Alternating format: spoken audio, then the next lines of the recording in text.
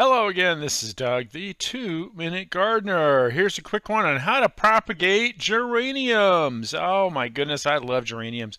Lots of easy color, some fragrance, like this rose-scented geranium has some nice fragrant foliage. Really good for working as a filler for floral bouquets because it holds its stems really great. Different kinds. This is ivy geranium, graffiti geranium, lots of great ones out there.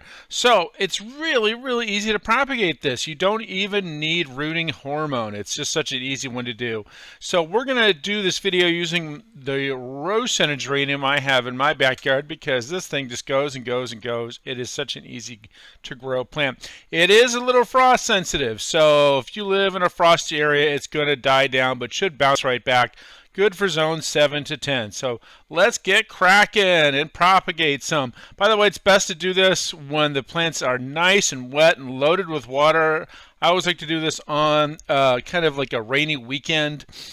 So first of all, you want to cut some stems about 6 to 12 inches. Make sure there's at least 5 nodes in each stem. What is a node? A node is where that leaf connects the stem.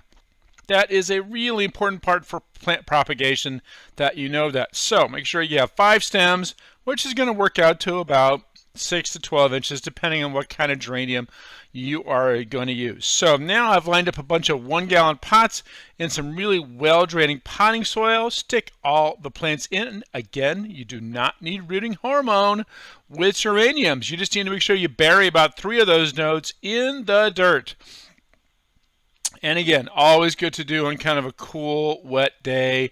Obviously, we had some rain on this day. So bury those 3 nodes under the soil and then backfill the rest of that 1-gallon pot. Snip the top. You want it to force the growth from those leaves down into creating root systems on the bottom of the pots. And then you want to move those cuttings to someplace where they're going to get a little bit of sun in the morning but shade in the afternoon. It's important that they're not in full sun in the afternoon because that could dry out the plant and it won't have a chance to recover, because right now these are just stems with leaves. They don't have any roots. And make sure that once you do that, you keep them all nice and wet. You got to water them every single day. Keep them wet. And 2 months later, you got geraniums. Lots of them. The roots should be coming through the bottom of the pot into the dirt. I always like to put my cutting pots on dirt once they get past the first few weeks, and I'm making sure the bugs aren't chewing them up. And then enjoy. I like to hand these out to my clients, put them in other gardens, and then repeat the whole process about every 1 to 2 years. Oh, that's all the time we have for today. This is Doug, the 2-Minute Gardener, saying if you enjoyed this video, make sure to hit that like button and subscribe to get more of my garden videos. Until next time, that's all. Thanks for watching.